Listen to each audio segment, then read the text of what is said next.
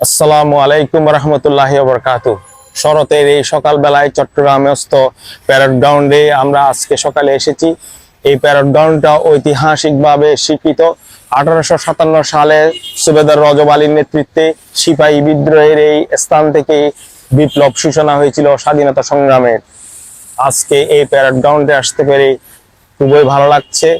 এখানে সকালবেলা হাঁটাহাঁটি হয় এবং অনেকে বিশ্রাম নেয়। এই প্যারেড গ্রাউন্ড একটা ঐতিহাসিক স্থান, সেটা দেখতে পেরে আমাদের ভালো লাগলো। সবাই ভালো থাকবেন।